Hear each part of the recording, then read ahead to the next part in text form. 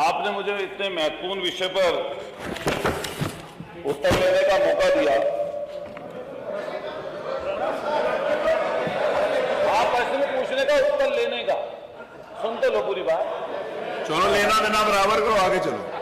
तो इसमें माननीय मंत्री जी ने जो उत्तर दिया है, मैंने पूछा कि भाई डॉक्टर की कमी है तो कैसे विशेषज्ञ डॉक्टर रखे जाएंगे। तो माननीय मंत्री जी ने कहा कि 8,431 पद स्वीकृत हैं और 4,426 विशेषज्ञ चिकित्सकों के पद प्रदेश में स्वीकृत है अलग से। तो इसमें एक आंसर तो इनका पहले आया था। अभी कुछ दिन पहले क्वेश्चन पूछा था उमा शंकर सिंह जी ने, उसमें इन्होंने चिकित्सालयों में 19,011 विशेषज्ञ चिकित्सकों की बात की। अब आया है 8,031, इसमें कंट्रोवर्सी हो रही है। फिर जो भी माननीय नेता प्रतिपक्ष जी ने बोला, हमारे साथी विधायक जी ने बोला कि भाई डॉक्टरों की कमी है या नहीं। पहले सबसे पहले तो यही सवाल बनता है। सबसे पहले सबसे गंभीर जो परेशानी दिक्कत में व्यक्ति होता है सीएससी पीएससी पर पहुंचता बने, और सीएससी पीएससीओ पर हाल ऐसा है, ना वहां हड्डी का डॉक्टर है, ना वहां गायनी है, ना वहां रेडियोलॉजिस्ट तो पूरी की पूरी जगहों पे ही कहीं नहीं है, वहां नहीं, ना वहां पे सर्जन है, ना वहां पे अन्य कोई ऐसा विशेषज्ञ डॉक्टर है। हम माननीय मंत्री से पूछना चाह रहे हैं कि आपके मेडिकल कॉलेज और सीएससी पीएससी सहित जिला जो अस्पताल हैं उनमें आपके टोटल पद कितने स्वीकृत हैं विशेषज्ञ डॉक्टरों के, और उनके सापेक्ष पिछले सालों में आपने कितनी भर्तियां की हैं और कितने पद आपके सृजित किए गए। मैं एक और सवाल करूंगा, 2 सवाल पूछूंगा, उसके बाद में अनुपूरक की बात रखेंगे कि सरकार ने पिछले 23-24 में 400 पद निकाले विशेषज्ञ डॉक्टरों के, एक बार विज्ञापन निकला, दूसरी बार 500 से ज्यादा डॉक्टर्स का निकला। इसमें कितने डॉक्टर्स विशेषज्ञ आप लोगों ने भर्ती किए या कितना को चयन आप लोगों ने किया, ये माननीय मंत्री जी बता दें। दूसरे नंबर पर जो विशेषज्ञ डॉक्टर हैं, एक आपका चयन होता है उत्तर प्रदेश लोक सेवा आयोग से, जो लोक सेवा उत्तर प्रदेश आयोग प्रयागराज है, एक तो उससे चयनित करते हैं आप, उनकी तनख्वाह रखते हैं 60 से 70 हजार। एनएचआरएम जो है उससे आप लेते हैं, उससे आपने यहीं पर सदन में खड़े होकर कहा कि हम 5 लाख तक देना चाहते हैं। एक खबर छपी कि भर्ती 70 रेडियोलॉजिस्ट की भर्ती आपने निकाली, आपका डॉक्टर एक भी नहीं आया। ये मुझे आप बता दें, जब 7.5 साल की आपकी सरकार बीत चुकी, 10 साल केंद्र की सरकार को हो गए, और आप ये रोना रोज रोते रहो कि हमारे डॉक्टर आए नहीं, हमने ऐसी भर्ती निकाल दी, हमने वैसी भर्ती निकाल दी, हम ऐसे कह रहे हैं, हम 5 लाख की तनख्वाह देने के लिए कह रहे हैं। मैं मेरठ के बता रहा हूं, मेरठ मान्यवर, आप एक जिले का नहीं बताओ, प्रश्न बताओ। हाँ, स्पेसिफिक सवाल पूछ रहा हूं मान्यवर, मेरठ की व्यवस्था के बारे में पूछना चाह रहा हूं। हमारे यहाँ मेरठ में रेफर सेंटर है, मेरठ मेडिकल कॉलेज। उस मेडिकल कॉलेज में आसपास के सारे जिलों के मरीज रेफर होकर पहुंचते हैं। जब वहां पर पहुंचते हैं मान्यवर, वो ऐसी स्थिति वहां पर बनी हुई है कि वो रेफर कर देते हैं हायर सेंटर, और उससे हायर सेंटर सिर्फ दिल्ली में है, इससे नीचे का नहीं है। और यहां तक की इतनी बुरी स्थिति है जिसके बारे में मैंने आपको अवगत कराया था। माननीय अध्यक्ष जी, आपकी परमिशन से कहना चाहता हूं, माननीय मंत्री से मैं व्यक्तिगत रूप से मिला, और मिलने के बाद में मैंने अपने सीएससी फलावटा का जिक्र किया कि सीएससी को चले हुए 4 साल हो गए, वहां पर गायनी तक नहीं है। माननीय मंत्री जी ने आदेशित कर दिया, प्रश्न करो कि मैं मिला कि नहीं मिला, माननीय मंत्री जी ने आदेशित कर दिया। आज तक आपके कहने पे वहां पर एक डॉक्टर सीएमओ ने वहां पर नियुक्ति किया, तो हम कैसे जानेंगे कि मंत्री जी आपका इकबाल बुलंद है? आपका इकबाल मुझे लग रहा है या तो दिल्ली पहुंच गया या प्रधान, आप प्रश्न पे आइए सीधा प्लीज। मैं पूछना चाहता हूं साफ स्पष्ट, जो आपने सीधा प्रश्न करिए, निकाला, मैं स्पष्ट पूछ रहा हूं, सीधा प्रश्न करिए, सवाल पूछ रहा हूं, सीधा आप स्पष्ट बता दीजिए कि आपने पिछले सालों में जब से आप मंत्री बने स्वास्थ्य विभाग के, कितने विज्ञापन निकाले विशेषज्ञ डॉक्टरों के, और उनके सापेक्ष आपने कितने डॉक्टरों की भर्ती की? दूसरा, आप जिस तरह एनएचआरएम के माध्यम से 5 लाख की तनख्वाह पर डॉक्टर रखने की बात कर रहे हैं, क्या आप उन डॉक्टर जो पहले से वहां पर काम कर रहे हैं, नौकरियां छोड़ कर जा रहे हैं, क्या उनको भी वही तनख्वाह देंगे या नहीं देंगे? बैठिए माननीय मंत्री। मेरा एक सुझाव है, माननीय सदस्य लोग जो बिच्छी काटने का मंत्र नहीं जानते हैं और सांप काटने के इलाज के लिए ट्रेनिंग करने के लिए घूम रहे हैं, इनको ये पता नहीं जो पीएससी पर चिकित्सक काम करता है, एमबीबीएस होता है, उसको लोक सेवा आयोग से 1 लाख रुपया है, और जो विशेषज्ञ हैं उनको 5 लाख रुपया रिवर्स बिडिंग से अंदर है। कुछ उत्तर प्रदेश के कानून के बारे में भी देखो प्रधान साहब, और कुछ ट्रेनिंग करो। उसके बाद अध्यक्ष जी, इनको पता होना चाहिए दोनों चिकित्सकों में अंतर होता है। सबसे बड़ी बात है कि आपने पूछा हमसे है कि अभी तक हमने कितने चिकित्सकों को नियुक्त किया, कितने कार्यरत हैं। हम पूरा बता रहे, पूरी सूची आपके सामने रखते रहे। प्रांतीय चिकित्सा स्वास्थ्य सेवा संवर्ग के हमारे पास कुल नियमित पदों की संख्या हमारे पास 19,656 है। प्रदेश में हमारे पास नियमित जो कार्यरत चिकित्सक है वो 11,123 है। पुनर्नियोजन के माध्यम से, क्योंकि चिकित्सकों की कमी है, तो जो रिटायर हो जा रहे हैं उनको हम पुनः सेवा में ले रहे हैं। ऐसे 347 चिकित्सकों को हमने पुनर्नियोजन से भर्ती किया है। वॉक इन इंटरव्यू से हमने 496 चिकित्सकों को भर्ती किया है। इसके अलावा वॉक इन इंटरव्यू के माध्यम से अभी जो तत्काल हमने नियुक्त किया है वैसे 404 चिकित्सक हैं। एनएचएम के माध्यम से कार्यरत चिकित्सकों की कुल संख्या 2,299 है। अध्यक्ष जी, प्रदेश में विशेषज्ञ चिकित्सकों के कुल स्वीकृत पद 8,431 है। जिला चिकित्सालयों में स्वीकृत विशेषज्ञ चिकित्सकों के कुल पदों की संख्या 4,426 है। जिला चिकित्सालयों में कार्यरत विशेषज्ञ चिकित्सकों की संख्या 2,123 है। पुनर्नियोजन के माध्यम से 226 है। वॉक इन इंटरव्यू के माध्यम से 187 है। एनएचएम के माध्यम से 383 है। इस प्रकार कुल विशेषज्ञ चिकित्सक हमारे पास 2,919 है। इसके अतिरिक्त विशेषज्ञता से जो जनपद स्तर पर जो मानक है, हर हमारे पास जो प्रसूत रोग सहायक अध्यक्ष जी 1167 है। निश्चेतक हमारे पास 1428 है। बाल रोग चिकित्सक हमारे पास 1529 है। रेडियोलॉजिस्ट हमारे पास 150 है। पैथोलॉजिस्ट 175 है। जर्नल सर्जन 1,427 है। जर्नल फिजिशियन 1,387 है। नेत्र रोग विशेषज्ञ 175 है। हड्डी रोग विशेषज्ञ जिला चिकित्सालयों में 244 है। कान नाक गला विशेषज्ञ 175 है। त्वचा रोग विशेषज्ञ जिला स्तरीय अस्पतालों में टेली रेडियोलॉजी है तो 145 है। मनोरोग विशेषज्ञ में ये बताइए अब आपको क्या दिक्कत है? 129 है। माइक्रोबायोलॉजिस्ट 75 है। फोरेंसिक जो पोस्टमार्टम के लिए है 150 है। पब्लिक हेल्थ स्पेशलिस्ट 75 है। इस प्रकार हम कह सकते हैं। नहीं, यही जवाब है इसमें। देखिए माननीय उपमुख्यमंत्री जी और दे देते एक सेकंड, एक सेकंड बैठिए। मेरा निवेदन, एक सेकंड। एक मिनट। माननीय अतुल प्रधान जी, जो आपने पूछा वही उन्होंने बताया। एक सेकंड, मैं आपका प्रश्न पढ़ रहा हूं। आपका प्रश्न ये है कि डॉक्टर जिला मुख्यालय की स्थिति में कितने कितने डॉक्टर हैं और कितने, आपने जो पूछा है वही है बता रहे हैं। आपने यही पूछा प्रश्न में कि कितने, नहीं अनुपूरक, ये जो डॉक्टर अनुपूरक में भी आपने यही पूछा है कि कितने डॉक्टर्स हैं और कितने डॉक्टर्स नहीं हैं। आपने यही पूछा है, वो बता दिया ना उन्होंने।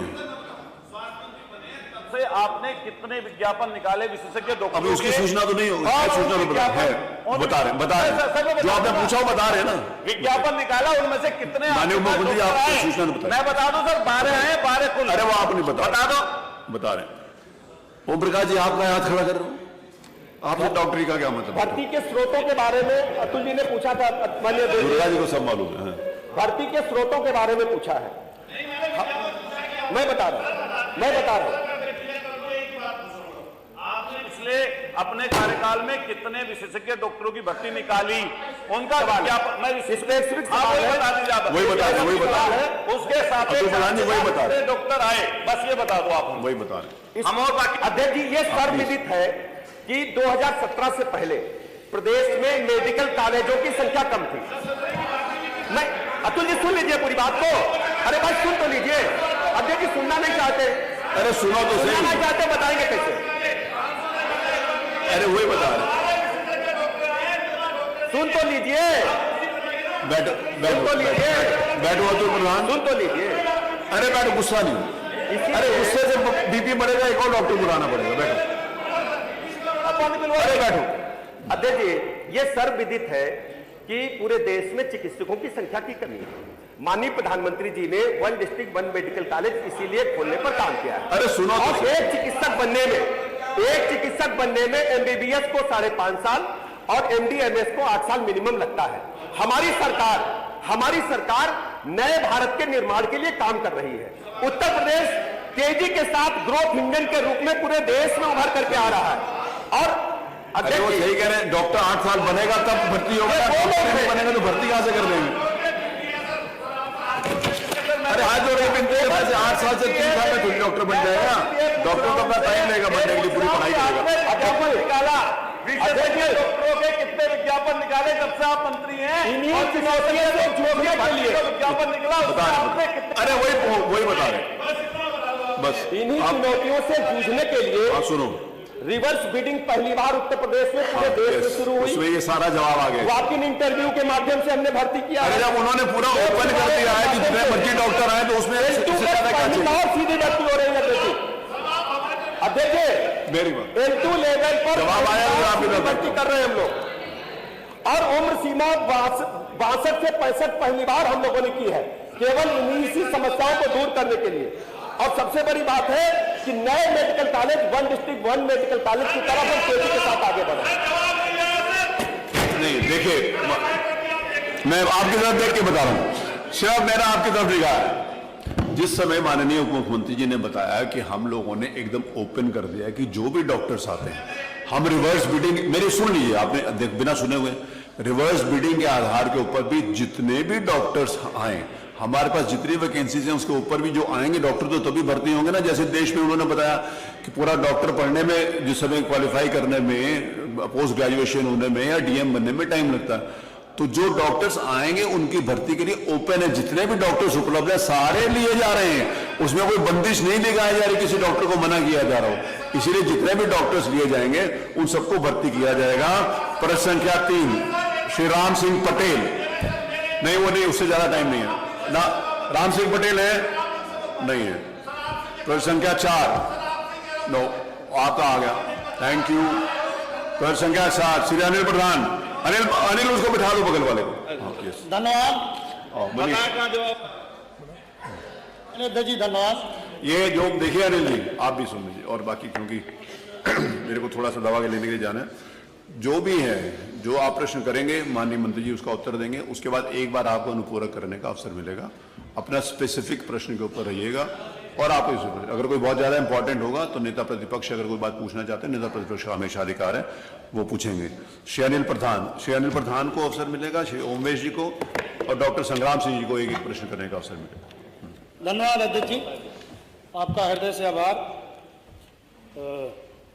हम सभी आपके स्वस्थ एवं दीर्घायु होने की कामना करते हैं।